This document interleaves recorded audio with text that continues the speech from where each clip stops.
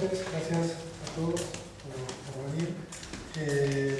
Lo que les decía Magdalena, ¿no? La propuesta que le hicimos a una serie de escritores es a mirar un poco a través de sus poéticas, una muestra, recorrer y mirar a través de sus poéticas Verboamérica, y a partir de ahí, bueno, moverse un poco en el campo que va de lo que se ve a lo que nos van a decir, ¿sí? A partir de, bueno, de imágenes, le devolvieron alguna mirada, ¿no? a Joao Paulo, a Lola y a Luis. Un poco el último panel del ciclo de autores está marcado por el retorno de la curiosidad por la figura del autor, ¿no? Las obras de Arias, de Cuenca y de Gregati hacen hablar a yo a partir de la construcción de conspiraciones biográficas y autobiográficas, diarios, documentos, cartas, fotos, memorias, archivos, que vuelven a poner un poco de afectividad en la producción intelectual. La idea es un poco que cada uno por turno vaya presentando su pequeña curaduría, ¿no? de imágenes, su pequeña serie de imágenes. Más o menos unos 15 minutos. Vamos a ir viendo las imágenes a medida que van hablando de ellas. Después haré una serie de preguntas. La idea es interrumpir y interrumpirnos, ¿sí? Y bueno, espero que en algún momento, que existiera alguna pregunta, puedan intervenir, ¿sí? Con alguna pregunta. Bueno, empezamos por Lola. Lola Arias. Es escritora, directora de teatro y realiza proyectos de artes visuales, música, cine y colaboración con otros artistas. Sus obras transitan la frontera entre la ficción y lo real. Escribió y dirigió la trilogía Mi vida después, que acaba de ser documentada en forma de libro.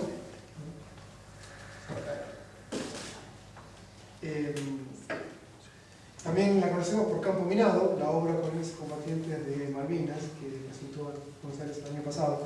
Además publicó poesía y narrativa como Los Postnucleares. Cada una de las obras de Lola es una suerte de laboratorio del yo, curado por una puesta en escena que lee la vida en forma de diarios personales, álbumes, novelas de formación y objetos de la vida cotidiana. Con los artistas modernos no inventa tanto obras como procedimientos para que la vida cotidiana comience a exhibirse a sí misma. ¿Hola? Gracias por venir. Bueno, en realidad yo voy a trabajar con tres artistas. Voy a empezar con Greta Stern y después voy a hablar un poco de Claudia Andújar y terminar en la obra de Ana Gallardo. Y cuando miraba la colección, en realidad lo que más me interesó es cuál es la relación de estas mujeres artistas con el lugar de digamos, si existe algo así como una forma específica de documentar tanto su vida como las vidas ajenas en estas artistas y cómo trabajan la serie, el archivo, el documento, de qué manera sus obras trabajan en esa tensión entre obras y no obras, es decir, obras que en su momento no fueron percibidas como obras artísticas y luego se convirtieron en obras. Me interesa también esa tensión entre la mujer y el trabajo y cómo es reconocido ese trabajo como trabajo artístico muchos años después. Y para comenzar, con Greta Stern, en realidad yo había traído una serie de imágenes para mezclar incluso con los sueños, los fotomontajes de Greta Stern que fueron publicados en la revista Idilio. Pongamos por ahí una de las imágenes de Greta Stern. Sí. La obra de Greta Stern, que fue publicada a fines de los años 40 en la revista Idilio, que era de alguna manera una ilustración de los relatos de los sueños de las lectoras. De alguna manera uno podría pensarla hoy como una forma de documentar el inconsciente de la época, el inconsciente de las mujeres en esa época, fines de los 40. Y así como esas imágenes de los fotomontajes, uno las asocia y las piensa mucho en relación a la herencia surrealista del fotomontaje y el trabajo sobre el inconsciente, específico del surrealismo, en realidad uno podría pensar el trabajo de Greta Stern en relación a la publicidad. Es decir, ella misma, que había tenido un estudio de publicidad y que le interesaba ese trabajo sobre la imagen, de alguna manera es como con las imágenes de las publicidades no se ven bien ahí, pero digo, con sus imágenes de mujeres en miniatura, convertidas en lámparas o arrastrando enormes piedras o siendo atacadas por animales que no se sabe si son, que son como trenes o lagartos o alguna otra forma pánica amenazante. Son de alguna manera una contraimagen a esa imagen, esa ilustración y esa presión sobre la mujer de la época, digamos que en fines de los años 40 empieza a usarse la publicidad gráfica focalizada en la mujer, focalizada por supuesto en esta idea de la mujer moderna, hermosa, bella, súper ama de casa, jefa del hogar, sexy, espectacular. Y acá lo que vemos en realidad en las imágenes, así como ahí la mujer auto y su posición dan a hablar de cómo se percibía el lugar de la mujer en la imagen que se tenía en esa época. Cuando vemos la imagen de esa otra mujer que maneja ese auto, que en realidad tiene sujetado a una jirafa chofer, aparece como para mí una tensión que me interesa, que es cómo estas imágenes en realidad van produciendo una suerte de contraimagen a lo que se esperaba, lo que se veía, la presión que existía en esa época sobre la mujer y lo que debía ser una mujer.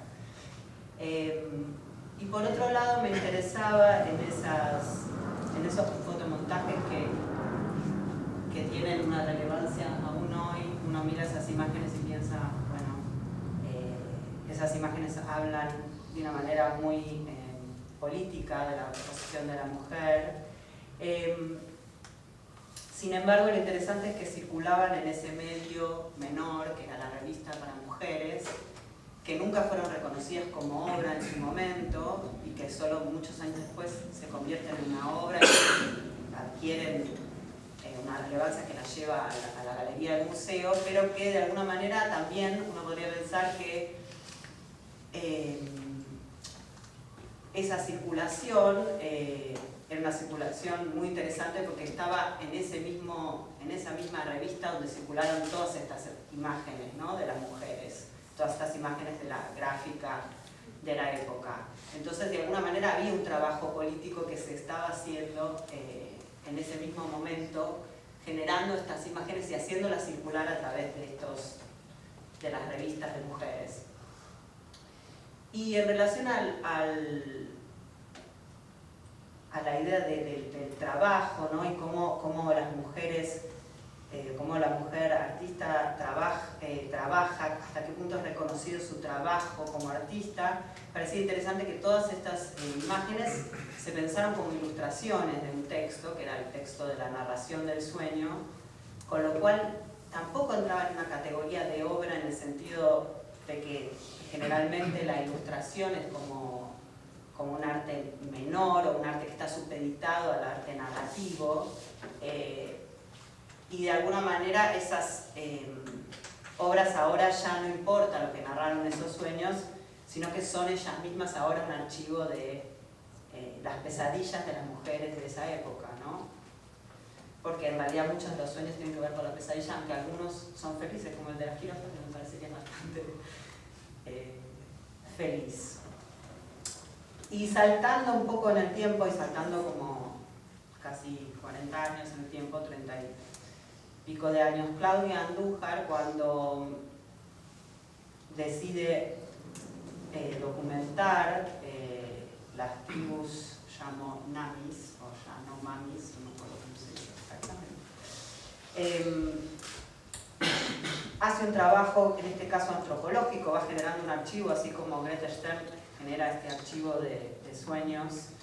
El archivo que va realizando a lo largo de muchos años de trabajo Andújar, es un archivo que también es de alguna manera una obra que surge bajo el lema de hacer una acción, ¿no? En realidad estas imágenes fueron sacadas con el propósito de generar unas cartillas de vacunación sanitaria, o sea, registrar a la población indígena para curarlas, protegerlas, etc. Como parte del trabajo antropológico que la misma artista estaba haciendo. Y de alguna manera uno podría pensar que son de alguna manera, estas obras también podrían entrar en la categoría de lo que Tania Bruguera llama arte útil, ¿no? Como arte que trae un resultado concreto en la vida de las personas. En este caso, documentarlas para salvarlas, ¿no? Salvarlas de las amenazas de las enfermedades y demás que estaban en ese momento azotando en los años 80 a la población indígena a partir de la entrada de la minería, digamos, de las minas de oro ilegales y de las construcciones de autopistas.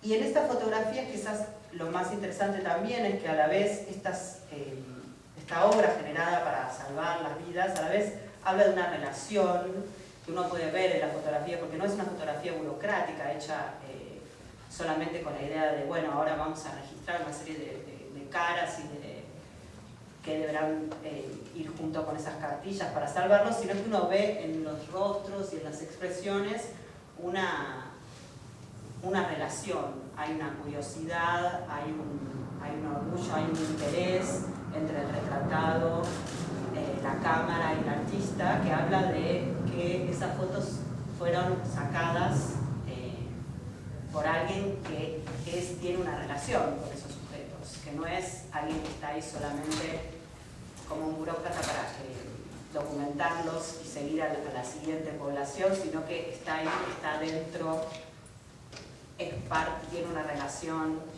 hay una intimidad, que es lo que hace de estas fotos algo tan increíble y que uno las mira hoy y entiende por qué, bueno, también esta es una obra que también muy tardíamente fue reconocida como obra, ¿no? Y en esa relación, digamos, que el artista establece con la población, con la comunidad, con la causa, hace que de hecho la obra, esto sea como de alguna manera también un documento de una relación, un documento de una historia, la historia del artista y esas personas. Y bueno, Andújar dice, por supuesto, que lo de los números, que además fueron los números que fueron colocados porque la forma de llamarse de la comunidad son con nombres que no podían ser escritos de otra manera, y entonces de alguna manera después ella asocia con los familiares de Andújar que murieron en campos de concentración y cómo el número que marcaba a los judíos y los condenaba a la muerte acá los salva. También uno podría pensar que el interés del número es también la creación de una serie infinita de rostros, de caras, que van a ser parte de ese archivo de seres en extinción, ¿no? Es interesante cuando leías, digamos, algunas entrevistas de Claudia Andújar, cuando hablaba de la relación que ella tenía con la idea de obra artística, porque para ella esto es parte de un proyecto que es un proyecto de vida, que es el proyecto que ella asumió cuando entró en contacto con esa comunidad y que sigue vivo aún hoy, y cómo el ser reconocida como artista y estar, por ejemplo, ser parte de una galería, y hablaba de que ahora, bueno, venden la galería Vermelho y que una parte del porcentaje va para ella, otra parte para la galería y otra parte para la causa, digamos, para los indios, y cómo ella quería en realidad gestionar un archivo que pudiera ser para los indios como un archivo de su propia historia. Entonces ahí uno puede ver que en este tipo de artistas hay una frontera que a mí me interesa mucho entre el arte, el activismo, que el arte y el arte y la vida, ¿no? Como que hay algo de eso que está atravesado por esa idea de que el arte es también esa experiencia de ser parte de una comunidad, entender, fascinarse por un grupo y tratar de hacer algo en el mundo del orden de lo real.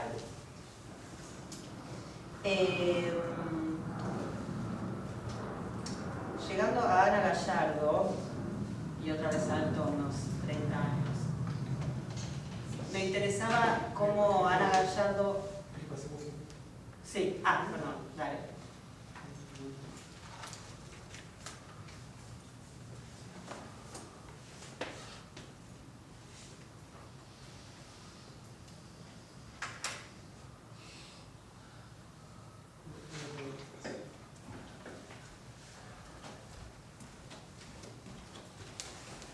Creo pasar después un audio. Pasar un poquito.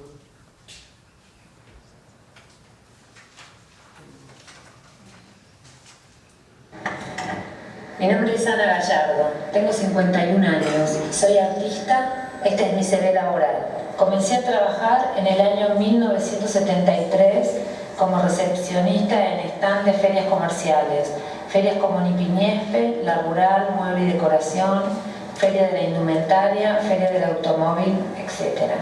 En el año 1974 levantaba a 2 niños a las 6:30 de la mañana, les daba el desayuno y los llevaba a la escuela. Por la tarde trabajaba como vendedora en un negocio de decoración. En el año 1975 fui promotora en la calle de productos de consumo masivo, como tampones y toallas higiénicas femeninas, cigarrillos o chicles. En el año 1976 realicé el primer trabajo fijo que duró varios años. Fui recepcionista de una clínica odontológica. Ascendí a asistente de uno de ellos. Año 1978, viajo a México y regreso en el año 1980. Las mismas personas me dan trabajo. Año 1980, estos mismos odontólogos abrieron una juguetería que se llamó Los Chicos. Me pasaron a la juguetería, es decir, que de asistente personal pasé a vendedora de juguetes. Año 1983, por la mañana trabajé como asistente en un estudio de arquitectura. Por la tarde como asistente en un equipo de adopción. Año 1984. Comencé a trabajar en la Galería del Retiro con Julia Lublin, en la calle Florida. Este trabajo duró varios años. Fin del año 1986, viajó nuevamente a México. Año 1987, fui actriz de reparto de una película en homenaje a un actor mexicano en la Ciudad de México. 1988 vendía ropa de cuero argentino. Viajaba a Buenos Aires, compraba cuero muy barato que vendía por el doble en el DF. Traía a Buenos Aires maletas llenas con concha de abulón que compraba un artesano. Año 1989 fui representante de un grupo de bailarinas de cabaret, también en la Ciudad de México. Año 1990 trabajé otra vez como promotora en un stand de vinos en la Embajada Argentina en México. Año 1992, regreso a Buenos Aires y trabajo organizando el bar de una escuela de cine. Momentáneamente comienzo a trabajar como camarera en un servicio de catering para productoras de publicidad en televisión. Año 1993, fui recepcionista en el stand de la Galería Álvaro Castañino en la primera edición de la Feria Arte Va. Año 1994, fui recepcionista en el stand de la Galería Tema en la segunda edición de Arte Va. Paralelamente fui asistente de la escritora y crítica de arte Alina Tortosa. Ese mismo año comienzo a trabajar como camarera por las noches en la trastienda. Durante el día trabajaba unos meses como vendedora y promotora de AFJP, jubilaciones privadas y otras compañías de teléfonos inalámbricos. Durante estos años realicé servicios de catering personales.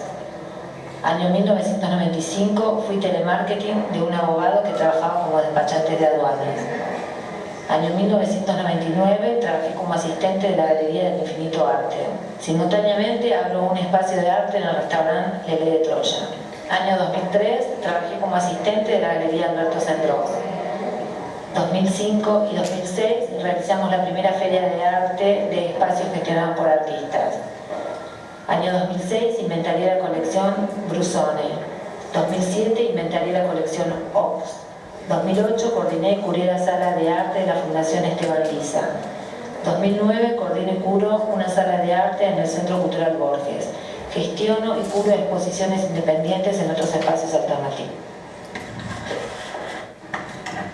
Mi nombre es Ana Gallardo, tengo 51 años, soy artista.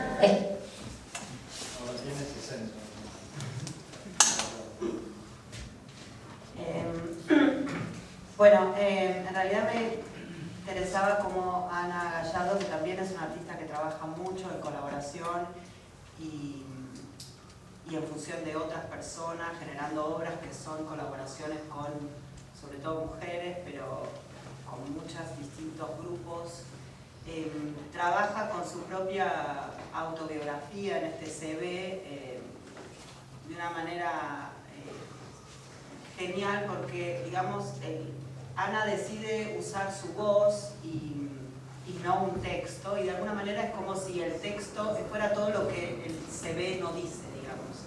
Esa voz es como si te susurrara al oído cuando estás leyendo el CV de los premios y las exhibiciones y las muestras colectivas, y te estuviera diciendo, pero momentáneamente yo estaba haciendo de promotora y levantando a mis hijos a la mañana para darles de comer y haciendo de asistente de la galería, y como es como la voz que susurra lo que no dice digamos, la historia oficial del artista, y de alguna manera visibiliza toda una problemática que obviamente tiene que ver con la precarización del trabajo del artista, sobre todo de las artistas mujeres, y que en esa forma de narrar, digamos, poner al mismo nivel, levantar los niños para dormir, ser promotora, hacer una muestra, de alguna manera hace una acción muy política, que es convertir a todo en trabajo, darle a todo la legitimidad del trabajo, y a la vez mostrar todo el tiempo, a partir de eso, digamos, de esa momentánea, todo el tiempo es momentáneo, temporario, son muchos trabajos, esa especie de estado de errancia, de precariedad del artista a lo largo de los años. Entre todas esas madres, promotora, papel secundario, traficante, camarera, asistente, está la artista, casi como si dijera todo eso es la artista, la madre, camarera, promotora, no sé qué, da igual artista.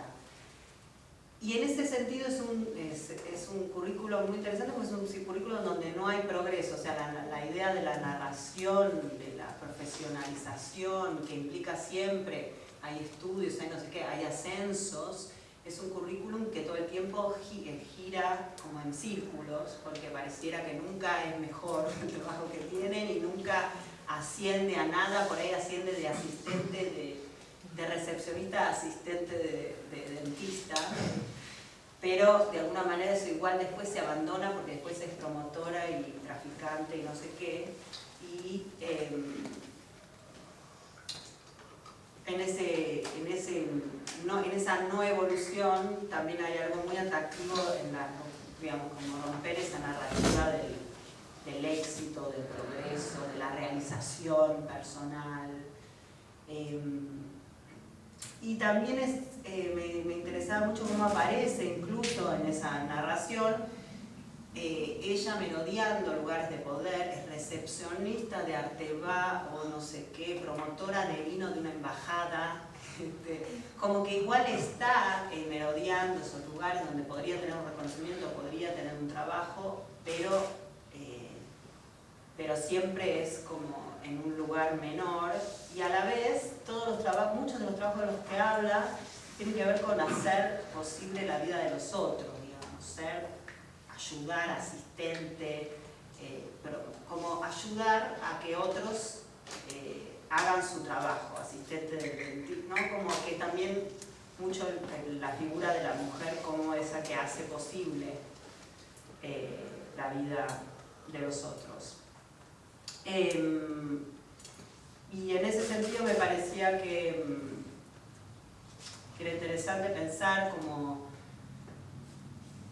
cómo en estas tres mujeres a lo largo de, si uno piensa 48 al 2009, más de 60 años, hay ciertas tensiones o ciertas problemáticas que vuelven, que tienen que ver para mí eso, ¿no? ¿Cuál es el lugar del artista? ¿Cuál es su reconocimiento por su trabajo? ¿Qué relación tiene con los otros? ¿Cuál es su autoría en la obra que realiza? ¿Hasta qué punto es reconocida como obra su obra? Si la obra es la vida también, en el caso de Ana Gallardo, la obra es la vida, esa es la obra, ese se ve. Como si de alguna manera en esos tres cortes temporales esas tensiones estuvieran siempre ahí como acechando. Bueno, esos son mis asociaciones. Nada más, pensaba en Gallardo que también cae fuerte la imagen del artista moderno, ¿no? La vida va por un lado, la obra va por otro, ¿no? Pasa a ser una continuidad, ¿no? entre vida y obra, no como algo separado, ¿no? Bueno, sí, pero en las tres hay una trabajo, para mí hay como una idea, incluso pensaba en Greta Stern que usaba familiares y amigos para sus fotomontajes, ¿no? Que también uno podría pensar que esos fotomontajes no solo hablan del inconsciente de otras mujeres, sino que registran también su entorno, porque eran gente cercana que ella usaba para esas fotos. En realidad es muy difícil separar la vida y la obra en el caso de estas artistas, ¿no? Y hay un trabajo en ese sentido explícito de que así sea, ¿no? Y en el caso de Greta Stern, pensaba que esas imágenes en el caso son muy realistas, en el punto que ilustraban, ¿no? un texto donde creo que Germani era. Sí, Germani hacía una interpretación del sueño y que a veces algunos mandaba él, ¿no? O sea, él mismo se hacía pasar, ¿no? eso no sabía. Creo que para las primeras, para dar el tono a la sección, digamos, él era una lectora que enviaba la carta de lectores con su sueño, ¿no? que él interpretaba y ilustraba, ¿no? Digo, porque es raro, ¿no? que ahí hay una especie de... que sí, o sea, fuera de contexto, la pregunta sería por el contexto, ¿no? Porque fuera del contexto son imágenes surrealistas, pero ahí aparece como una ilustración, ¿no? realista, de algún modo, del relato de un sueño, ¿no? La pregunta es, esto que no nace como una obra otra vez separada, sino que forma parte de una circulación de imágenes publicitarias, nos trata la atención con la publicidad, esto que es parte de la vida. ¿Cómo se convierte en obra? Pareciera que son imágenes marcadas por el tiempo, ¿no? Marcadas por la... ¿Qué las convierte en obra? ¿Qué las convierte en obra? ¿Qué te parece cómo esto llega a la obra? ¿Es la descontextualización lo que la convierte en obra? ¿Es el trabajo del tiempo que saca esto de una revista y la pone la gigante y la pone en la pared del museo? Bueno, eran obras también cuando circulaba el vídeo, o sea, la decisión de leer esas imágenes hoy como obras obviamente tiene que ver también con el trabajo de un artista y cómo también después uno empieza a ver hacia atrás todo lo que hizo y a leer, por ahí a encontrar obras que por ahí no eran tan evidentes. Pero no sé qué es lo que, cuando alguien descubre a un artista. Yo me preguntaba mucho con Claudia Andújar, quién la descubrió, cómo la descubrió, qué la descubrió, por qué de repente tiene 70 y pico de años y hay ahora su primer muestra en Frankfurt. Yo la vi porque estaba justo mostrando la obra Campo Minado y vi como la dimensión de la exposición que habían hecho en Frankfurt en el Museo de Arte Moderno y pensaba, ¿por qué ahora? ¿No? Como, ¿en qué momento sacan de abajo de la historia como alguien y lo hacen y aparece, ¿no? También pensaba mucho en la colección del Malva y la relación con las mujeres, digamos. Me impresionó mucho darme cuenta que es una colección que recién ahora, digo, está haciendo un trabajo para incluir a artistas mujeres que durante mucho tiempo, no sé cuál es el porcentaje exacto de artistas que hay, pero es claramente como algo que ahora se está trabajando, pero no parecía estar siempre ahí, ¿no? En el prólogo de Mi vida después, decís por ahí, contás un poco el proceso, Mi vida después, decís que las personas, aclarás que no son personajes, van cambiando con el tiempo a medida que la obra dura y se repite, se casan, uno no puede ir por trabajos, para decir que algo así como que la obra se va, la vida va modificando la obra, ¿no? La vida misma, lo cual otra vez me parece que cambia la relación entre vida y obra, ahí ya la obra tiene una vida, ¿no? Es la obra la que va, la que va mutando, la que va cambiando, la que va siendo atravesada por... Bueno, sí, en el trabajo que yo hago hay digamos, hay un trabajo de colaboración muy importante que tiene que ver con, bueno, cuando uno trabaja sobre la vida ajena, es un trabajo que implica comprometerse con un grupo de personas durante un tiempo determinado para trabajar con su propia narrativa. Cada uno tiene una forma de contar su vida y vos te metés al medio de eso para inventar o construir otras formas de narrar esa propia vida y ponerlas en relación a las biografías entre sí, y eso es un trabajo muy delicado y que implica un compromiso con las personas con las que trabajás, y que significa también aceptar que esa obra es una obra que se va reescribiendo con el tiempo, y eso para mí es lo más atractivo de este tipo de proyectos, que no son obras de teatro así como que uno las escribió y terminaron y después se repetirán exactamente igual, sino que obviamente a medida que la vida cambia, la obra se reescribe junto con la vida, y que las obras también tienen una duración, son efímeras, están relacionadas a las personas. No puede, esa obra, Vida después, se puede publicar en un libro, pero no puede ser hecha por actores, porque el centro de esa obra es que son ellos los que la hacen. Así como en Campo Minado, la creación de esa comunidad extraña, que eran 3 veteranos argentinos y 3 ingleses que reconstruyen la historia de la guerra a través de sus propias memorias, es una familia temporaria que existe ahora, que va a existir por unos años mientras la obra se muestre, que va a ir evolucionando porque van pasando cosas en el grupo, porque creás algo que no existía y que va generando cosas, y que eso la obra tiene que incorporarlas, ¿no? Como la obra artística. Pero también es una obra, es un trabajo sobre lo real, ¿no? Muy pocas veces, para mí fue interesante, hace poco viajé a Chicago y estuve, por eso hablaba de Tania Bruguera, estuve invitada en un evento donde invitaron a mí, a Tania Bruguera y a otros artistas que trabajan mucho sobre la creación de situaciones políticas y que crean comunidades que ejercen un efecto sobre lo real y que trabajan con eso.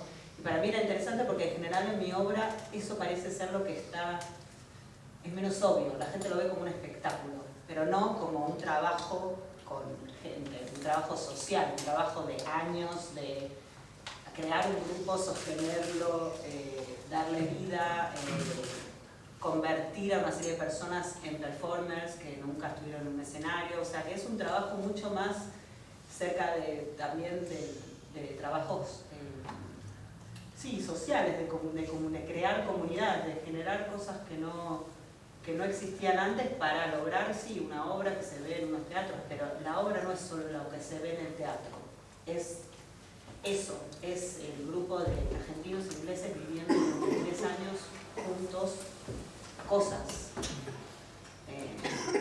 Por eso me interesaba mucho cómo se reconoce como trabajo, qué es lo que se reconoce del trabajo de lo que uno hace, ¿no?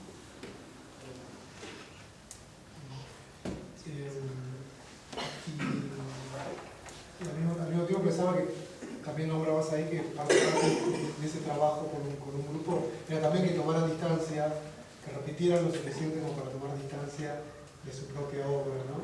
De su propia obra, perdón. Digo, ¿cómo se juega el efecto de autenticidad, digamos, en esa, por ejemplo, con distancia, ¿no?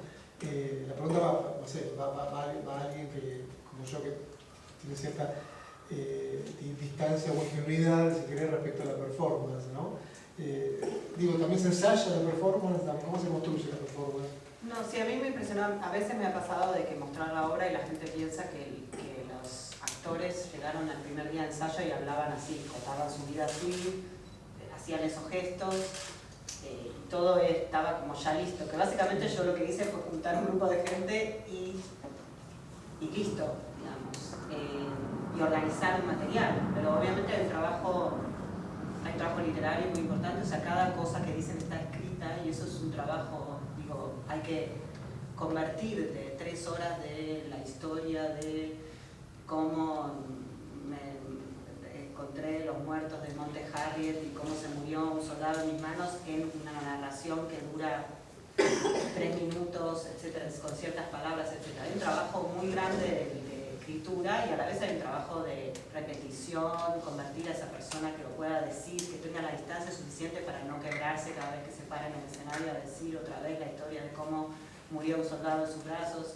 O sea, hay un trabajo muy grande que la ilusión del teatro documental de alguna forma es esa especie de espontaneidad, autenticidad que es totalmente construida, todo está construido, el gesto que hace, cómo mira para abajo, con la cabeza del otro actor que está ahí, o sea, es completamente, o sea, cada gesto, cada silencio, el tiempo que duran las cosas está armado.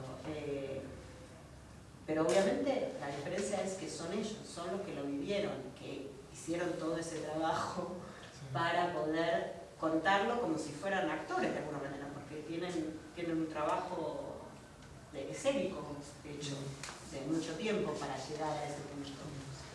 Y lo último, ¿verdad?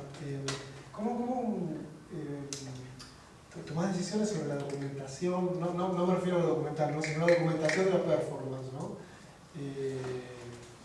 Hace algunos meses de la familia obrera de Bonnie, la foto de la performance, ¿no? ¿Qué se pierde? ¿Es parte de la performance? ¿Es una prolongación de la performance? ¿Es una derrota de la performance? ¿Es un triunfo de la performance?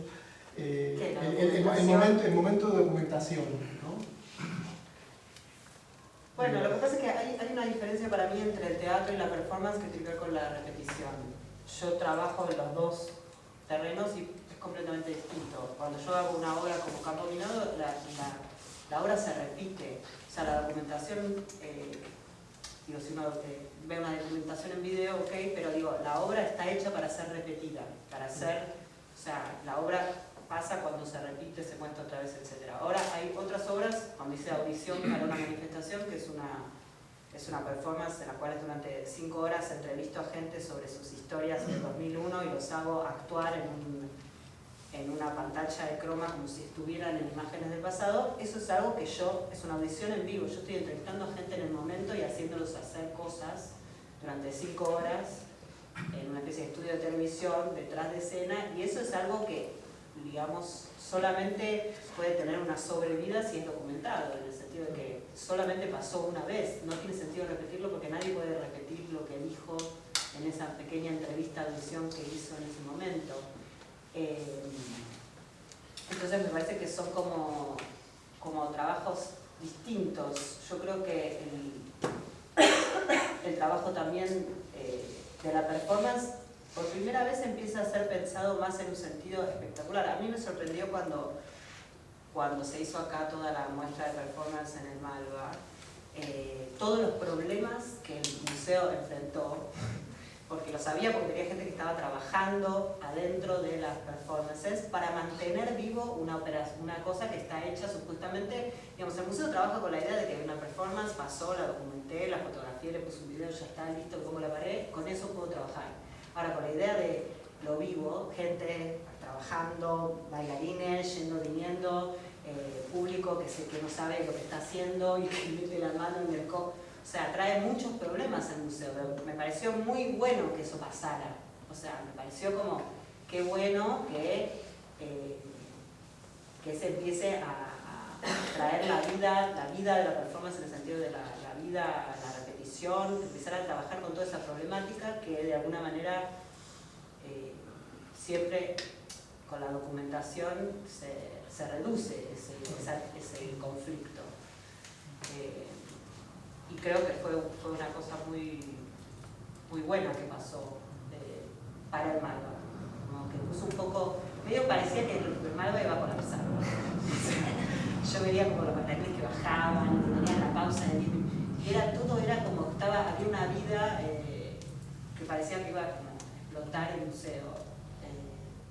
Eso. Bueno, gracias, Lola. Pues, gracias por preguntas.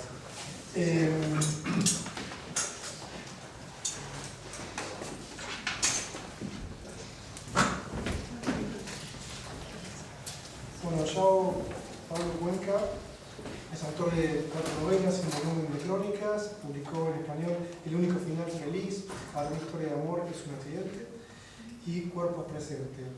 Es el director de Amorchi de J.P. Cuenca, un film exhibido en la Ofici en 2016, relacionado con su novela que acaba de salir, Descubrí que estaba muerto, que Tuquet se acaba de traducir. Resulta que en 2011, si la autoficción no miente, Cuenca se encontró con eso que la teoría literaria moderna ha venido llamando la muerte del autor. Un cadáver identificado con su nombre, a partir del cual João Paulo, un tal João Paulo, en el libro, dedicó a perseguir las huellas de su ausencia por un Río de Janeiro que se moderniza por la vía de la destrucción. Indagación sobre el nombre propio, sobre qué es tener un nombre en relación a ese discurso particular que llamamos literatura. Descubrí que estaba muerto, se dedica a verificar que el autor no está muerto, pero ocupa el puesto del muerto. Vamos ya, bienvenido. Gracias. Gracias por la invitación, Amanda, gracias a ustedes. Son solo tres cuadros. Eso es obvio, ¿no? Mi plan inicial era hablar de arte latinoamericana, pero como era imposible no hablar de Avaporú, que no es latinoamericano porque es brasileño, entonces aquí sabemos que Brasil no hace parte de América Latina, ¿no? Y voy a hablar, y Avaporú me llamó otras cosas, y voy a hablar de 3 obras brasileñas. Y empiezo con Avaporú. Voy a hacer un pequeño recuo teórico antes de hablar de mi versión preferida para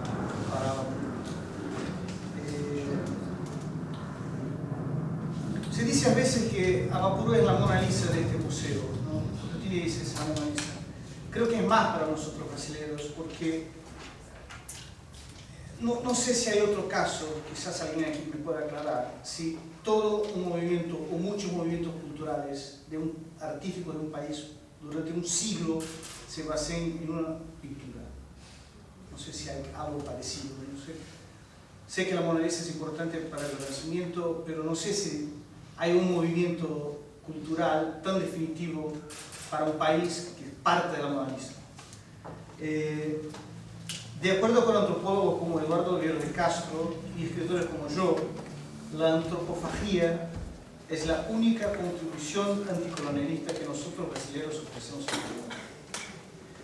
El calimarismo como modo de asimilación de lo culturalmente ajeno llegó a Oswald de Andrade, autor del manifiesto antropófago, cuando Tarsila de Amaral, su mujer en la época, le regaló la pintura a Avaporú en 28. Era su cumpleaños de 38 años.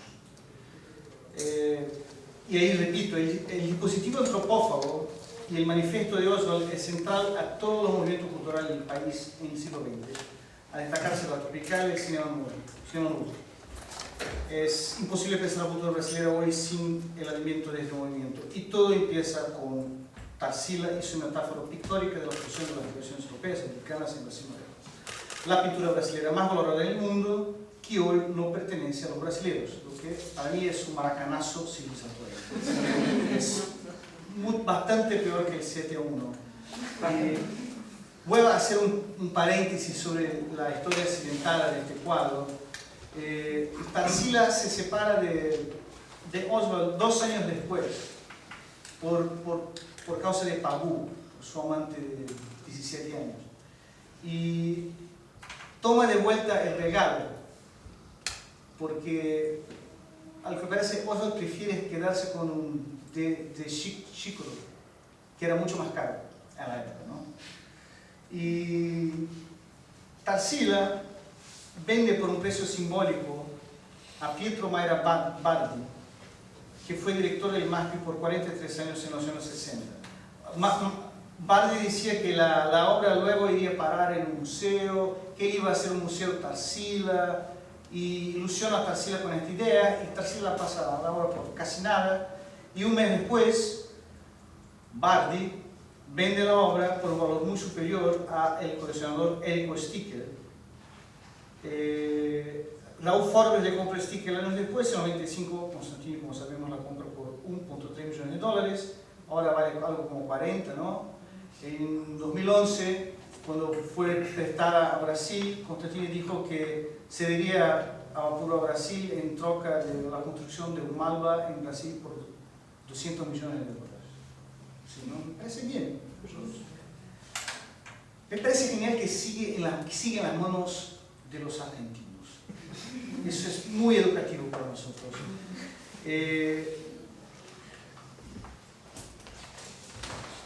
Hablo del camino accidentado de este cuadro, que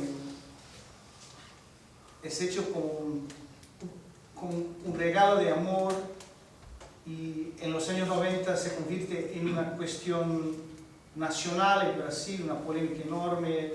El ministro de la Cultura, la gente amenazó en hacer una ley para impedir que el cuadro saliera de Brasil. Eso afectó a los posibles compradores. Es algo que Raúl Forbes siempre reclama, que si el gobierno brasileño a la época hubiese quedado quieto, habría alguien para comprar el cuadro, pero eso no pasó.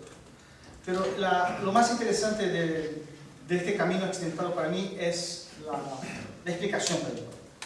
En las escuelas, la cosa básica que el profesor para el primario dice es que es una metáfora del trabajo braçal. Por eso las manos y los pies son grandes y la cabeza es pequeña, porque no usa mucho la cabeza para trabajar con la tierra.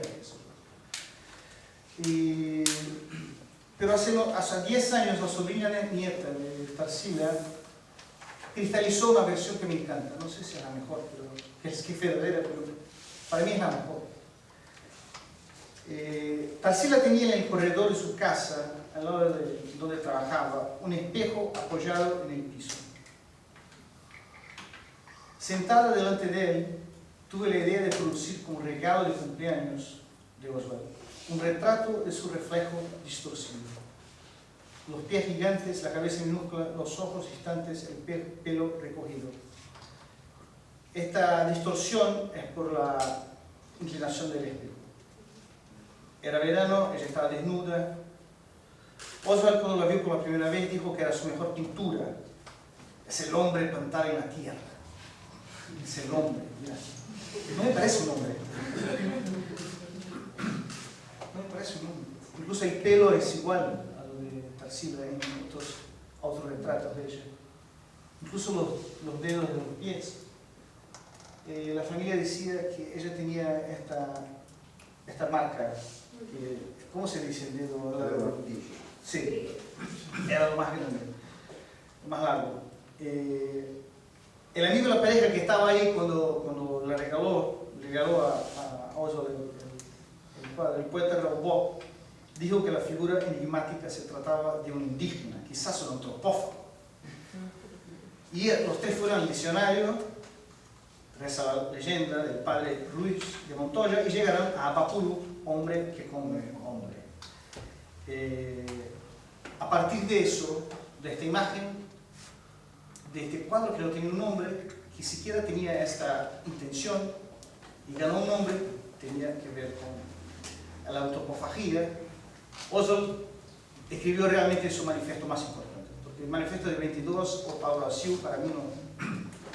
Pero eso sí es algo que revoluciona todo el siglo, y no sé si yo estuviera acá si no hubiera este cuadro, este regalo, ahí, para terminar de hablar de este cuadro y pasar adelante, quiero hacer una citación de Antonio Cándido. Antonio Cándido dice que en Brasil las culturas primitivas se mezclan con la vida cotidiana o son reminiscencias aún vivas del pasado reciente. Las terribles osadías de un Picasso, de un Brancusi, un Max Jacob, un Tristan Tzara, eran, en el fondo, más coherentes con nuestra herencia cultural que la suya. La costumbre que teníamos del fetichismo negro, los calumnias, los espotos, la poesía folclórica, nos predisponían a aceptar y asimilar procesos artísticos que en Europa representaban una ruptura profunda con el medio social y las tradiciones espirituales. Pero acá eran tan normales hasta el punto que un autorretrato, y a partir de ahora voy a asumir que es un autorretrato para siempre, de una pintora burguesa desnuda en su departamento en São Paulo se convierte en la definitiva representación del autóctono en clave primitiva. El próximo cuadro que quiero hablar, es Estudo para Não Vagas, de Rubens Gershman. Es un cuadro de 65 y la primera cosa que, cuando estaba estudiando para hablar de eso acá, yo miré este cuadro y me remitió a Procopia, que es una de las ciudades propuestas por Italo Calvino en Ciudades Invisibles. En Procopia, no sé si ustedes se recuerdan, es un texto súper corto, Calvino empieza escribiendo una paisaje vista de una ventana, que es ocupada gradualmente por sus habitantes, unas caras felices. Y inicialmente son uno, dos, uno atrás del árbol, otro aquí, pero al final del cuento ellos ocupan todo el panorama. Calvino describe caras gentiles, pero por motivos obvios acá el pasaje humano no parece ofrecer sonrisas tranquilas como en el texto de Calvino. Yo añadiría que la situación en Brasil hoy nos hace acreditar que el futuro del lienzo es igual al del cuento de Calvino. Pronto no podremos ver más la área amarilla en el lado izquierdo, solo los trabajadores desempleados. Quiero leer rápidamente una poesía de Ferreira Goulart, que era amigo de Gershman, que es de 2 años antes, que tiene el mismo nombre, No hay vacantes. Goulart es el creador de la poesía concreta en Brasil, autor del manifiesto neoconcretista, y es un tipo que terminó su vida como uno de los críticos de arte más reaccionarios del país. Rompió con todos los amigos, pero en este momento era un genio. Bueno, es una traducción de Antonio Cisneros. No hay vacantes. El precio de un frijol no cabe en el poema. El precio del arroz no cabe en el poema. No caben en el poema el gas, la luz, el teléfono, el escamoteo de la leche, de la carne, del azúcar, del pan. El empleado público no cabe en el poema, con su salario de hambre, su vida encerrada en archivos. Como no cabe en el poema el obrero que esmerilla su día de acero y carbón en los talleres oscuros. Porque el poema, señores, está cerrado, no hay vacantes. Solo cabe en el poema el hombre sin estómago, la mujer de nubes, la fruta sin precio. El poema, señores, no hiede ni puede. Esta discusión del poema, sobre la poesía, se autodiscutir y la función de la poesía, para qué existe la poesía, para quién existe el arte, para qué sirve. Eso se relaciona con la próxima cosa que quiero mostrar, que es Claude Andujar. Y no tendré que escribir porque lo hizo mucho mejor que yo. Pero quería aquí hacer intentar, no sé, posar porque esta cosa que la obra de Gershman y la poesía de Goulart levantan, estas cuestiones sobre la función del arte, lo que existe del arte activismo, ¿no? Llegan acá y hacen Andujar tener una distancia conceptual infinita en relación a Tarsila. No sé muy bien dónde quiero llegar. Pero de hecho Andujar vivió con los Yanomamis, se unió a gente para hacer una ONG. Y al final de su vida, eso que quiero leer, bueno, ella pasó su infancia en Rumania y Hungría, durante la Segunda Guerra Mundial se exilió en Austria, vivió en Nueva York, su padre fue deportado a Dachau, emigró a Estados Unidos y se dedicó en Brasil en 1954. Al final de su vida dice que es Yanomami, más que todo eso, no es húngara, no es romena, no es brasilera, no es Yanomami. De un autorretrato que se convierte en la representación de un indio a una artista que por su trayectoria de vida, viviendo con los indios, pintándose no a sí misma, pero a su cara, como india, ella llega al final de la vida diciendo que es Yanomami. Es una posición muy interesante, es como un cristal, varias fases donde vida y arte y obra y activismo se contraponen de manera muy contradictoria, como todo en Brasil. No sé muy bien dónde llegué. Es una sugerencia para que alguien me escriba un ensayo y me explique.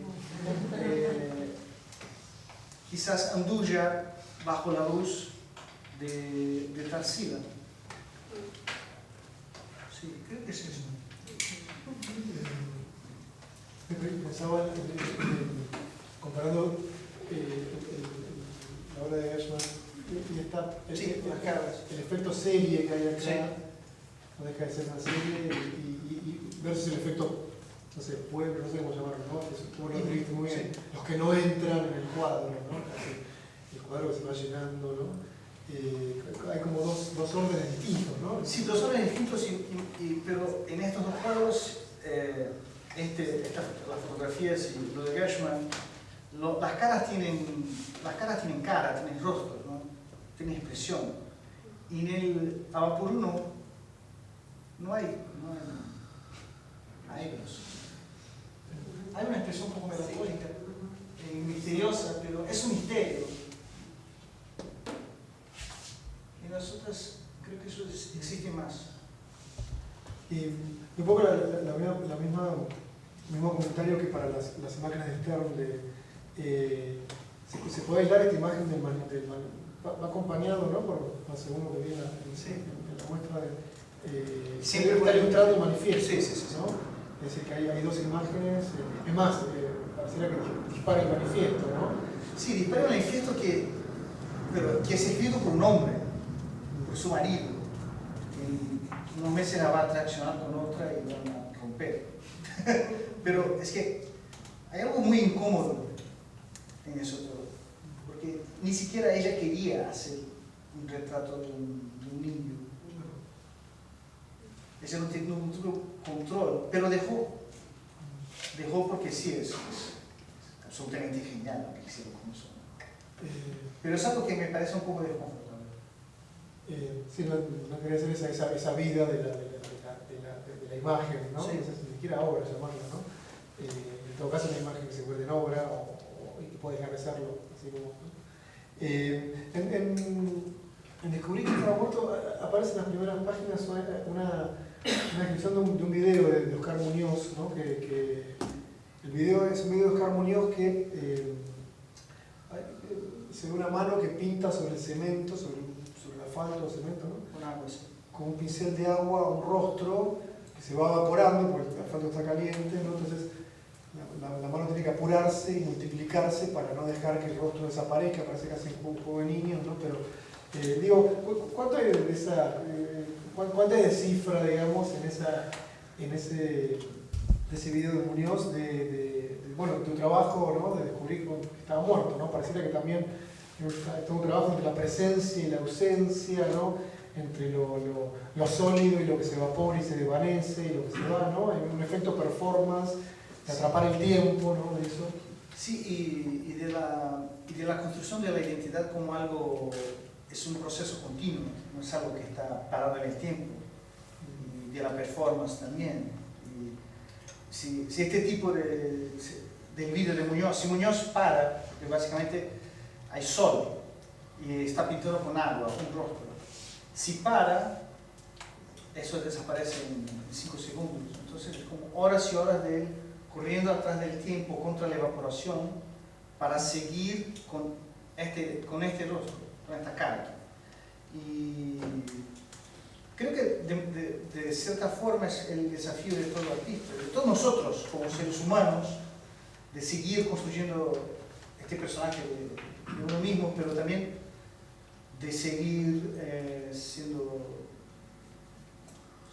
justificándose, qué sé yo, siendo relevante para uno mismo. Me gustó mucho del libro, el río del libro es el río previo a los Juegos Olímpicos, ¿no? Y ese momento de destrucción, de modernización, como proceso de destrucción creadora, se ponen algunos urbanistas, ¿no? Que va acompañando una especie de reviente o autodemolición del escritor, ¿no? ¿Cómo se cruza esa especie de la autodemolición del escritor, la autodemolición de Río, que tiene a su vez ese momento positivo, es la modernización liberal, ¿no? que transforma, ¿no? Habría dos tipos de destrucción, la destrucción negativa, ¿no? del escritor versus esa destrucción positiva de la modernización. En el caso de Río nunca es positivo. Y bueno, Muñoz, hay otra acepción de esta metáfora de Muñoz, ¿no? Que es la destrucción de la propia ciudad, ¿no? La construcción de su simultánea, que es algo que pasa en Río todo el tiempo. Bueno, en las ciudades latinoamericanas.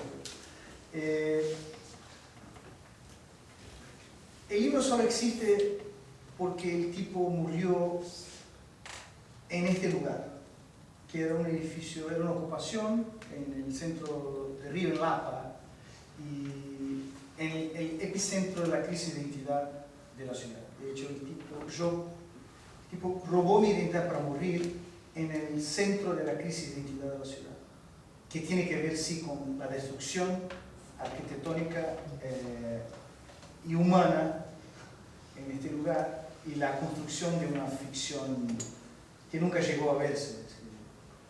Es que no hay lado, en ese sentido no creo que haya un lado positivo, hay solo el lado negativo. El lado históricamente hablando. Sí, nada de bueno. Positivo, entiendo, sí, positivo políticamente coincido, ¿no? Sí. Digo, afirmativo en el sentido que, bueno, ahí quedó algo, ¿no? Sí, sí, sí. Es el lugar de ese desplazamiento, de esa familia borrada, etcétera, ¿no? Algo apareció en su lugar, ¿no? Que no es positivo, ¿no? Versus esa negatividad, esa identificación, ¿no? Del escritor con el devenir nadie, ¿no? O convertirse en nadie, ¿no? Hay algo, va hacia ahí, ¿no? El escritor. Sí, yo creo que... Bueno, hacia ese cadáver anónimo, ¿no? O algo así, ¿no? Sí. Y yo me quedé enamorado de la idea, de demolirme junto con eso, para ver qué son, ¿no? Y en esta serie, yendo un poquito más para acá, la crisis actual es uno de tus materiales, ¿no? Digo, jugando en este límite entre optimismo, literatura, vida, ¿no? Sí, pero sí, era, qué sé yo.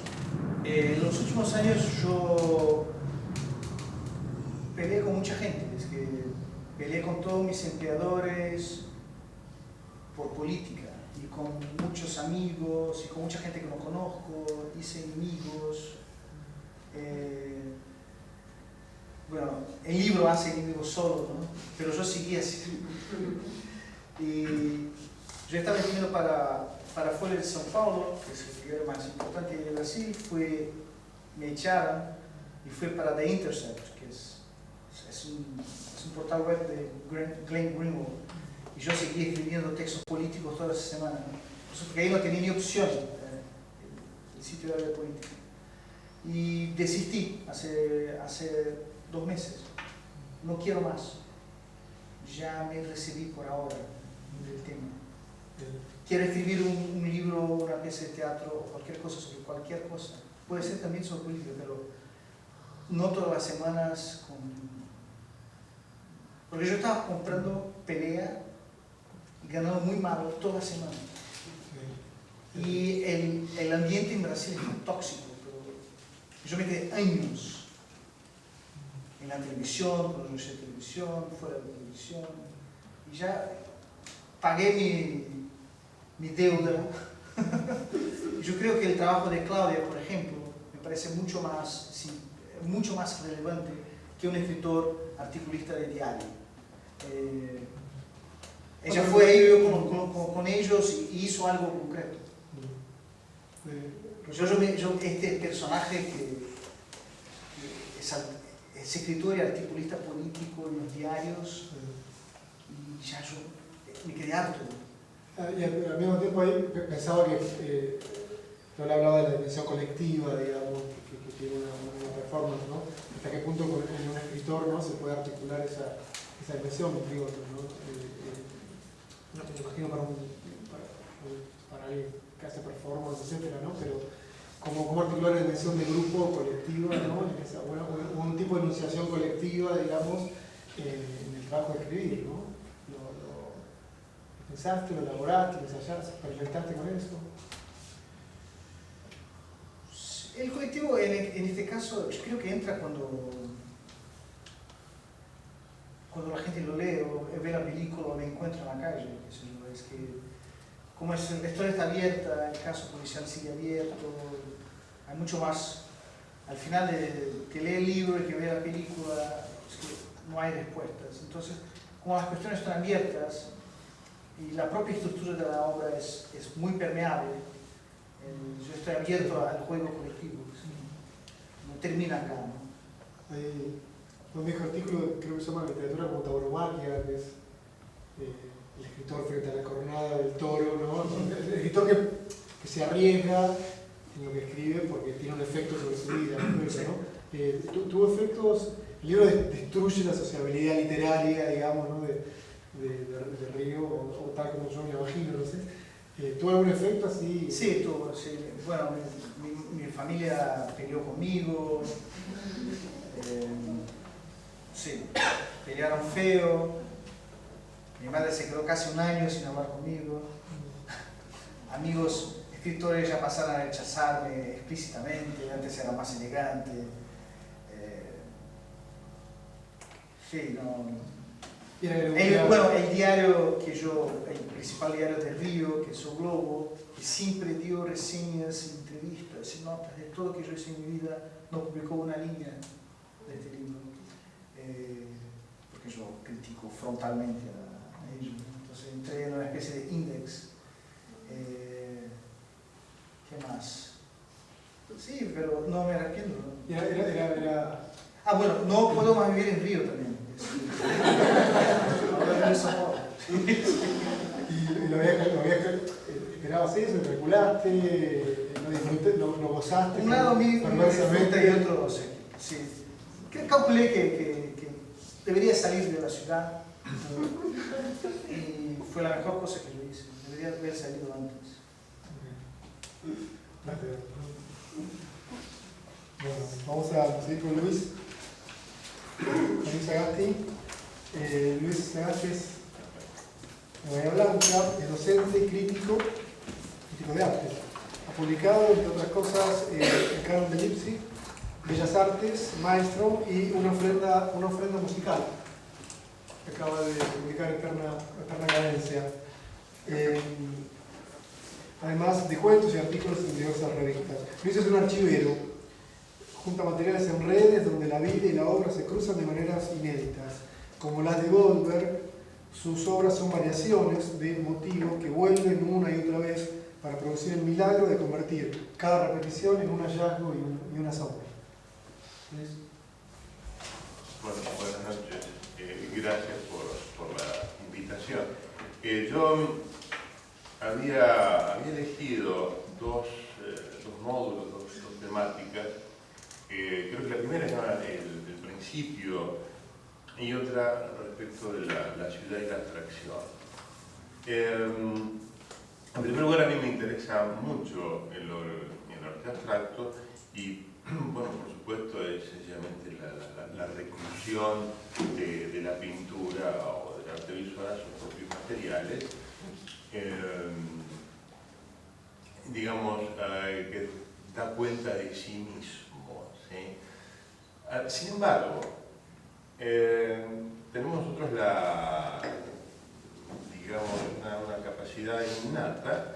tratar de ver figuraciones donde no las hay. Y acá, de acuerdo a estos nuevos criterios curatoriales, pareciera que se invita a ver obras de carácter abstracto como si figuraran algo. Entonces por eso yo me animo a ir un poco más allá del propio análisis puramente plástico o formal de las obras, sino ir a hacer alguna interpretación acaso figurativa, tomando estos recaudos, ¿no? Que digamos, como que el arte abstracto es una suerte de música hecha con colores o con formas puras. Y las obras están armadas de acuerdo a la idea de principio y de origen. Entonces yo, en primer lugar, uno entiende que todo origen o todo principio es de por sí irrepresentable, porque se trata ante todo de una suerte de totalidad que se va abriendo, ¿sí? Y en ese caso, si uno observa ese todo, uno no está incluido en ese todo, ¿sí? Digamos, sin parafrasear a Kant, digamos, no podemos representar la cosa en sí misma, sino nosotros, ¿no es cierto? Entonces, de allí, en estas obras yo encuentro como 4 principios, o formas distintas de origen y de comienzos, ¿sí? Hay una vamos a empezar con la de Lucio Fontana. Yo la vinculo con la idea de vacío, entendida en el sentido, digamos, oriental del término, casi taoísta. Quiero decir, vacío no como ausencia, no como nada, no como sustancia, sino antes bien como aquello que permite, aquello que posibilita que algo sea. Es verdad que la obra de Fontana pareciera ser el paso siguiente al cuadrado blanco sobre el fondo blanco de Malevich, ¿no?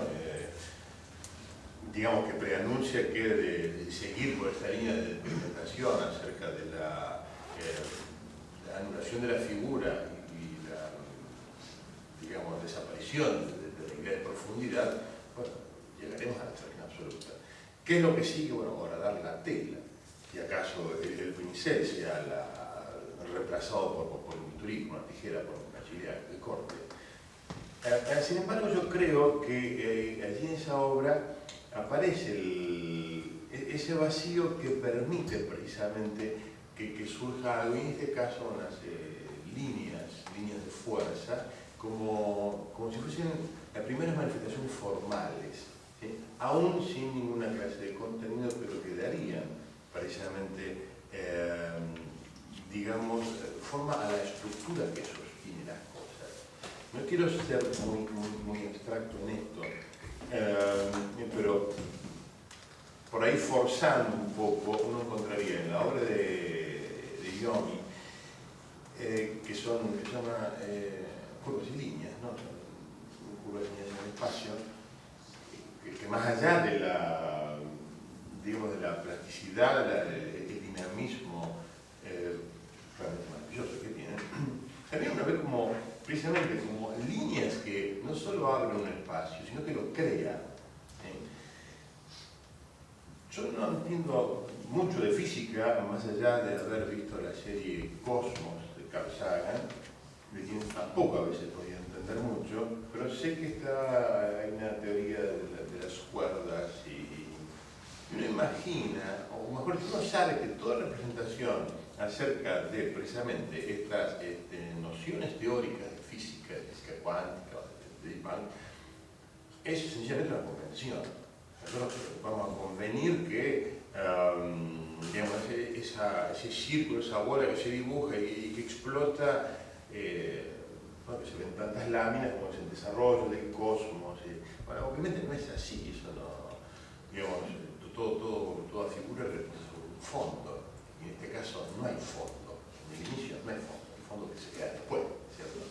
Entonces uno imagina esas nuevas teorías de cuerdas vibracionales o lo que fuera, de esa manera, como si fuese una suerte de latigazos energéticos que por sus vibraciones acaso puedan llegar a crear algo, o pueden crear algún tipo de entidad que da cuenta de ellas, ¿sí?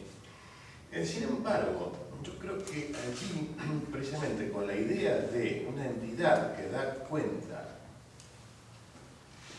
o que es, si se quiere, como la autoconciencia de una creación, aparece la obra de León Ferrari, el cuadro escrito, ¿no? Que a mí personalmente me evoca a otra idea de creación, que es la cristiana o judeo-cristiana, ¿no? Mejor dicho, la creación mediante la palabra, mediante el verbo, pero en donde uno podría llegar a ver dos cosas. En primer lugar, no se entiende qué dice, ¿sí? O sea, uno tiene que acercarse, empezar, pero seguir, si se quiere, el verbo o la palabra creadora, digamos, tiene, creo que yo, al fracaso como único destinatario. Uno lo puede ver por fragmentos, por partes, pero lo interesante es al final, cuando dice algo así como que, que Dios pasa al lado, Dios no quiere tocarlo. Que estaba entretenido haciendo valles y montañas, o sea, pareciera una suerte de un Dios para Ferrari, que ya sabemos cuáles son sus vidas acerca de él, que no requiere de nadie que lo escuche, ¿sí? Digamos, indolente respecto de nuestro destino. Sin embargo, a mí lo que me interesa de esta obra es precisamente no lo que dice, sino todas las, digamos, las corrientes, la dinámica del texto mismo, ¿sí? Que me da esa idea de cristiana, ¿no? Del espíritu sopla por donde quiere, ¿tá? Pero que, visto de cierta perspectiva, adquiere una coherencia plástica, ¿sí? Pero acaso no sea moral y no sea ética esa clase de creencia. Ahora, acaso vinculado con la primera de Fontana, me interesaba ver otra clase de inicio, que es el de Silvia Sánchez y esa mujer. Allí, que ahí también aparece como de uno va a emerger otra cosa, va a emerger el dos, ¿no? Van a emerger las moralidades, que es lo que precisamente hace que las cosas sean inteligibles, ¿sí? Todo se presenta siempre en base a polos. Lo que es único solamente, o lo que es uno, lo que es absoluto solamente podemos llegar a intuirlo, e incluso experimentarlo, pero difícilmente podemos reducirlo al lenguaje. En este caso uno ve una suerte, puede ser o una vulva o un vientre, o algo que va a dar a luz, por supuesto, queda muy claro eso, pero que lo nuevo que aparece tiene como movimiento inmediato una pulsión de retorno. Es decir, yo creo que todo aquello que es partido, ¿sí?, finalmente busca precisamente regresar a una unidad, y creo que eso puede explicarse desde el punto de vista psicológico, sociológico, hasta biológico, ¿no es cierto? Ahora, a mí me interesa ver, por eso quería vincularlo con el tópico de la ciudad, precisamente eso, a partir de inicios, de principios que implican la división de un todo, que implican la pérdida de un absoluto. ¿Cuáles son los intentos de las sociedades modernas, o sea, no una sociedad tradicional basada en el discurso del mito, para precisamente volver a ese estado de unidad? ¿Y cuáles son las reales posibilidades de construir precisamente algún tipo de sociedad en donde exista una conciliación de contrarios? que no sea, aunque no fuera, digamos, ya digo, basada en preceptos místicos, como por ejemplo esos úteros milagrosos que crean los menonitas. ¿Sí? Entonces, claro, dejar el tiempo afuera, dejar la historia afuera, sencillamente, porque no entra la electricidad, no entra el caucho, hacemos lo imposible para que los muchachos se fueran, y vivir en una suerte de eterno retorno, que es como vivir en un monasterio. Son estrategias, sí, que pertenecen a la sociedad tradicional. Creo que lo más interesante es precisamente ver o vincularlos con proyectos de la modernidad. O sea, hasta qué punto es posible hacer eso. Entonces ahí yo miraba algunas obras, ¿no? Algunas que para mí pueden representar sistemas. Por ejemplo, Gagarin, yo no sé pronunciar, no sé cómo se pronuncia así, Gagarin o Gagarin.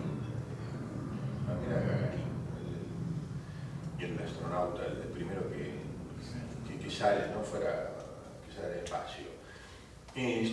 Bueno, ahí se ve, bueno, precisamente, hay una totalidad que evidentemente puede verse como la Tierra, o el sentido orbital que hace el cosmonauta ruso, pero, en primer lugar, lo que ve Gagarin físicamente no es la totalidad. ¿Sí? No sé si es el primero, no comparte, es el primero que ve la curvatura de la Tierra. ¿Sí?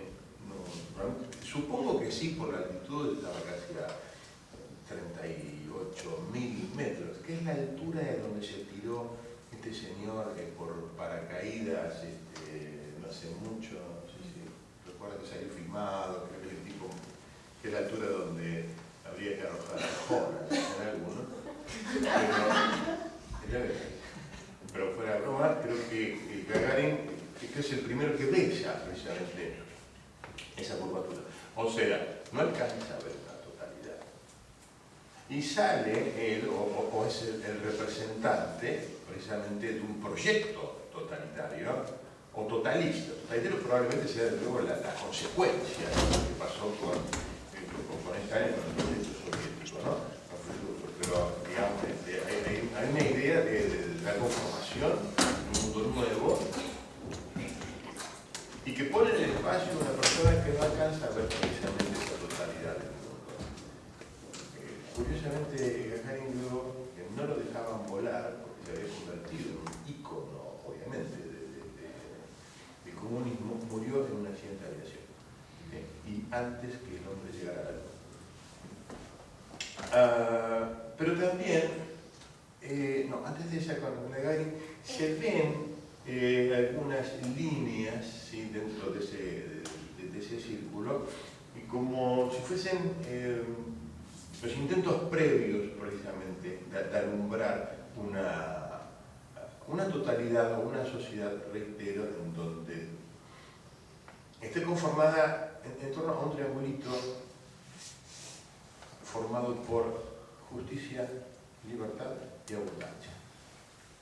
Y las utopías no son más que eso. Pero ese círculo que marca Leo Ferrari no cierra, queda como si fuese el inicio de una espiral, de un sinfín. La otra es esta de Hegel, en donde aparece, sí, si se quiere, intentos de una totalidad a partir de los usos de la razón, como digamos que las líneas rectas y los ángulos rectos no aparecen en la naturaleza fuera de la pura casualidad, de aquello que se reproduce biológicamente o orgánicamente no lo hace ortogonalmente. Y a mí me suena esto, precisamente estos intentos, de alguna manera, no sé si la palabra es fallido, pero digamos que no logran precisamente conformar ¿cómo se llama así? Este fin de la historia.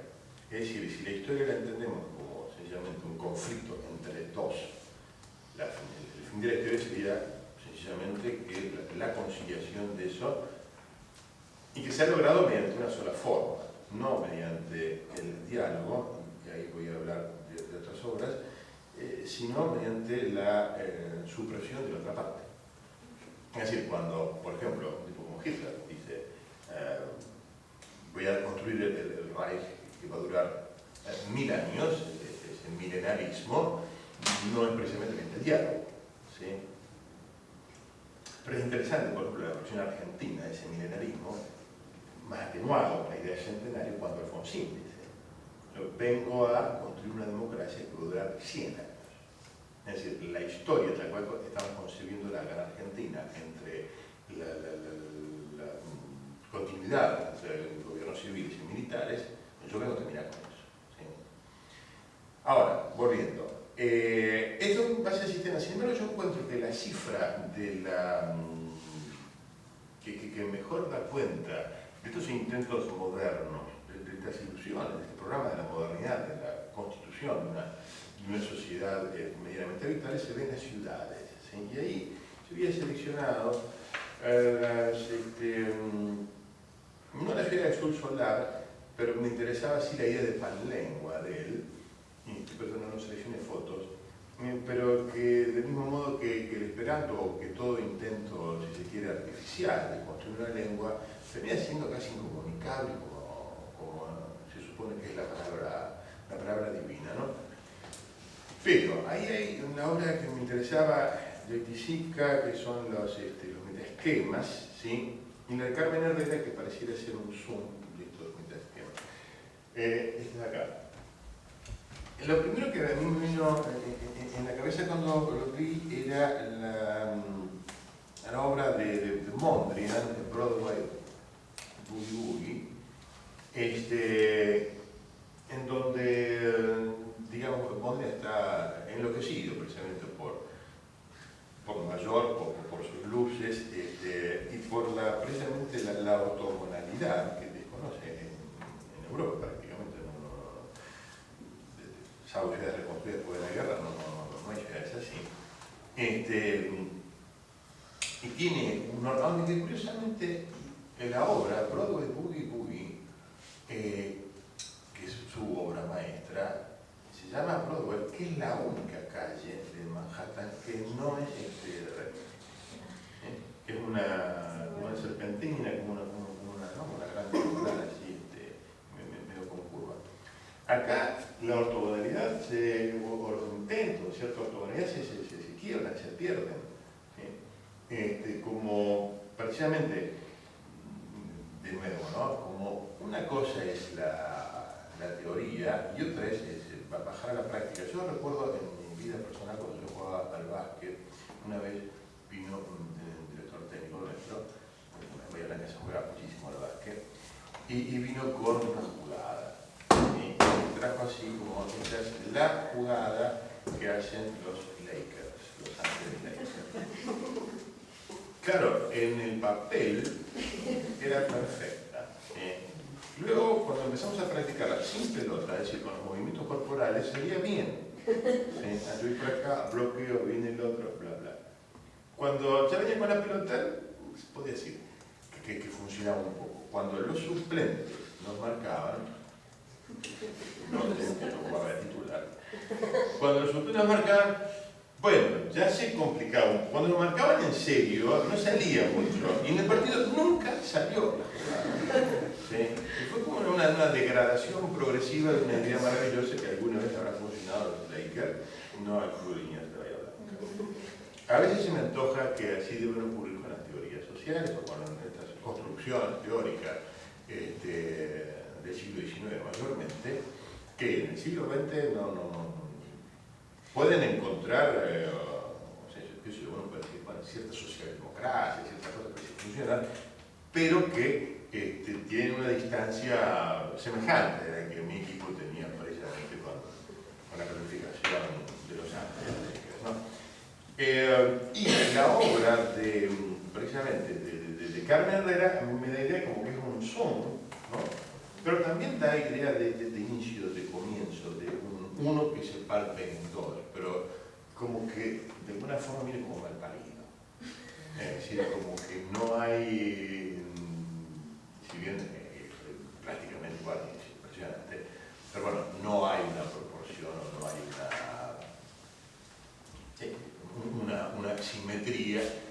que da idea precisamente de orden, ¿no? Ahora, pero yo decía esto respecto del lenguaje y de la ciudad solar y su panlengua. Me interesaba ver las imágenes de Coppola, pero hay una que creo que está en Florida, ¿no? Donde, claro, precisamente lo que tiene para decir la ciudad moderna, la ciudad burguesa, la ciudad capitalista, es simplemente mensajes que se vinculan, o bien, que acá no se ven, o bien con el orden, haga esto, no está así o no, que fuera, o lo que se ve. ¿Sí? Es decir, de alguna forma, y dicho así parece barricada, porque no debe ser así, es como que el capitalismo se apropió precisamente de cierta racionalidad, construye una sociedad de acuerdo a estas pautas y básicamente la despolitiza. Despolitizar significa que, y ese es el gran triunfo del neoliberalismo, como se lo quiere llamar, es naturalizar un procedimiento, naturalizar una ideología. Todo aquello que se naturalice, obviamente, uno no puede oponerse sin tener éxito. Es decir, la gente, digamos, ni siquiera la gente del Partido Obrero hace manifestaciones en contra de las fases de la luna. ¿Sí? Porque precisamente oponerte a un movimiento natural o algo que va con la naturaleza, uno fracasa con eso. Naturalizar los principios del neoliberalismo, como se lo quiere llamar, como se los naturalizan en las redes sociales y en toda la propaganda de los medios, ante todo, aborda otro tipo de posibilidad discursiva. ¿Sí? Entonces, ante eso, yo creo que surgen dos cosas. Uno, o dos posibilidades. Yo veo la obra de Macchi, en Buenos Aires Tour, en donde al azar, si yo lo había elegido, sí, claro, al azar con un cristal que se rompe, queda marcado, queda fraccionado, precisamente el mapa de Buenos Aires en este caso, y Pero que está atropelado, ¿no? Que sí. está como creada. Exacto. Y ahí María Negroni escribía en base a ciertos lugares marcados azarosamente, encontraba, digamos, microcosmos. Encontraba, mediante una mirada, si se quiere, muy poética, un orden que la razón no encuentra y que acaso así al azar puede uno hallar. Y la otra y última imagen, que acaso da, digamos, está con una imagen positiva, pero la otra es el hongo atómico de Leon Ferrari. Entonces, allí aparece precisamente un nuevo orden, o mejor dicho, como determinado, esto no sé decirlo, voy a pensarlo un poco, porque evidentemente un hongo atómico es absolutamente, digamos, proporcionado, plástico, simétrico, ¿sí? Sin embargo, lo que hay abajo es precisamente es lo que surge desde el caos, ¿cierto? Pareciera que los nuevos inicios, o hay un nuevo inicio, lo voy a pensar en voz alta. Yo había dicho al principio que parece que el cosmos, el universo, en el momento se las ingenia para crear un tipo de entidad que se piensa a sí misma y es como el universo autoconsciente. ¿Sí? Y acá, en esto, cuando se tira la bomba atómica y aparece ese orden tóxico, el hombre pasa a tener una conciencia distinta, que es que por primera vez interpreta a la muerte no como un fenómeno de carácter individual, sino de carácter colectivo, que podemos desaparecer todos. es distinto a los milenarismos, porque el milenarismo sostiene que, bueno, algo se salva. ¿Sí? Y acá la idea es, bueno, que este nuevo orden que hemos creado lo puede llevar a nuestra extinción. ¿Sí? Todo muy positivo. Martín Cohen, que fue parte del panel, el primer panel, decía que también, bueno, había ahí como materia fecal, ¿no? Una especie de idea liberal de algo que nos hace mierda, digamos. Está bien, sí. Comparto, no se me ocurrió verla así, pero bueno, sí. Luis, alguna cuestión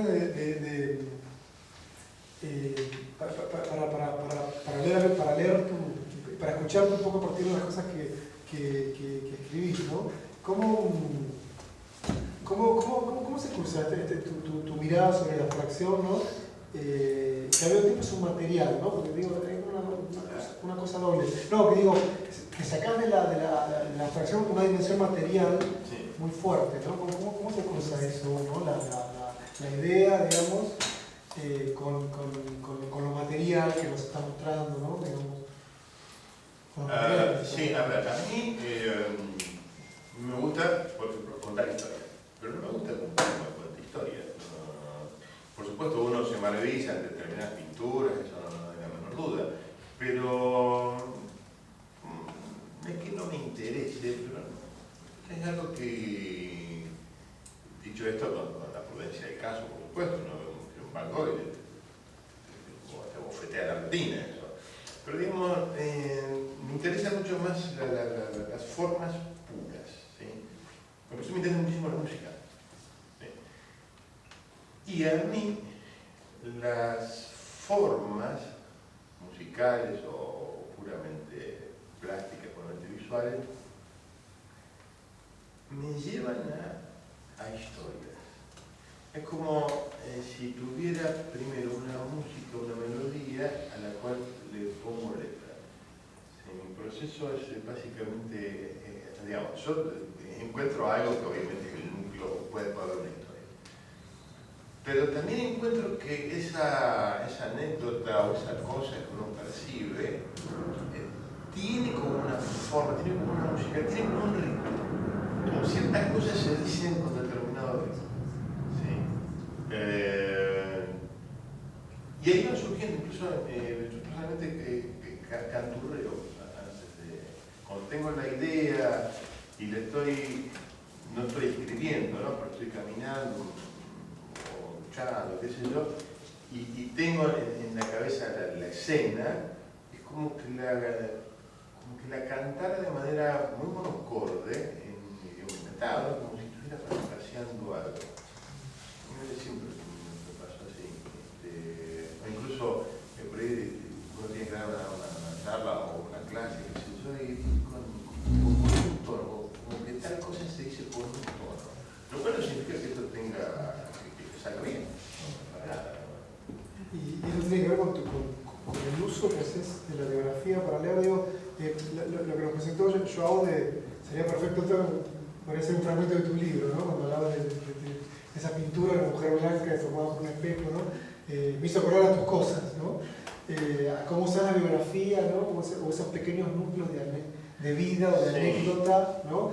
En el marco de básicamente comentario de forma pura, ¿no? Sí, pero también, a ver, yo, de mucha gente de mi generación hemos sido criados por una extraordinaria enciclopedia llamada Lo sé todo. Y Lo sé todo era una enciclopedia que no tenía el orden ¿cómo se llama? La enciclopedia de Borges, ¿no? La enciclopedia del emperador chino de Borges. Era un delirio. Yo me acuerdo que pasaba el artículo 1, los dinosaurios, el artículo 2, la historia del vestido, 3, Confucio, 4, realmente, 4, la historia del peine. Me fascinaba eso. Nunca leí un artículo, leía los epígrafes de Lo sé todo. Y entonces, capaz que a partir de allí me resulta natural saltar de un tema a otro. ¿Sí? incluso cuando de clase cual no es bueno, pero no, en serio, la crítica siempre es con las ramas, y crítica con mucha justicia, por supuesto. Pero encontré claro, que Internet es no sé todo, o bueno, una letra, me podría decir. Entonces, a mí yo soy muy curioso, entonces por ahí una biografía me lleva a otra, pero en el sentido así, que estoy viendo algo, ¿no? Y voy a distintos temas, y en un momento encontrás un vínculo poético entre biografías, ¿sí? Que yo intento no forzar. Digamos, yo entiendo, no necesariamente significa que uno lo practica bien, ¿no? Pero yo entiendo que hay ciertas resonancias, ¿sí? en vidas, en anécdotas, que como a mí me suena como compone Debussy, ¿no? Que no hace cosas obligadas, sino que, bueno, cómo suena un acorde con otro. Me interesa, digamos, no sé si escribir así, mi forma de contar o de narrar o de posicionarme.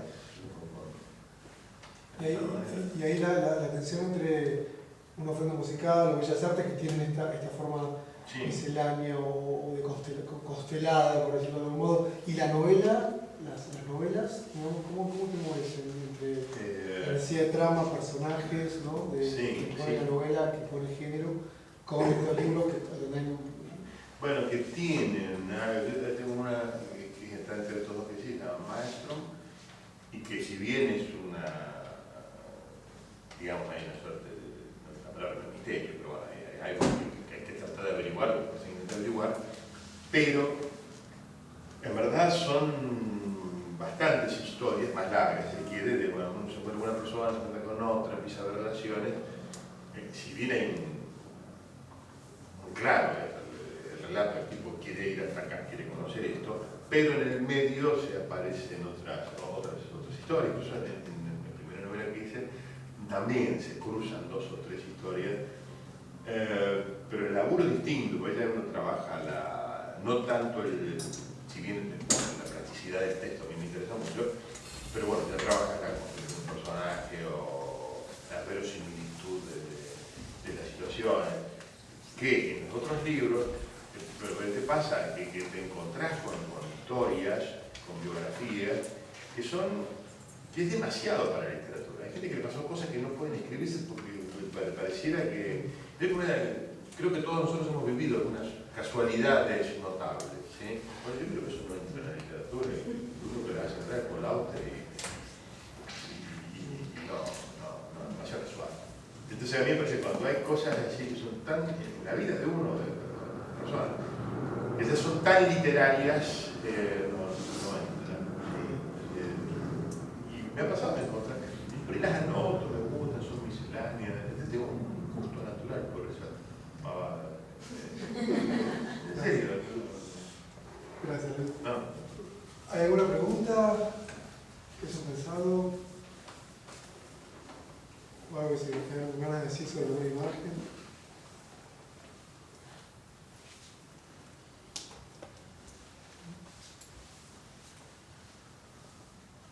¿No te voy a comer?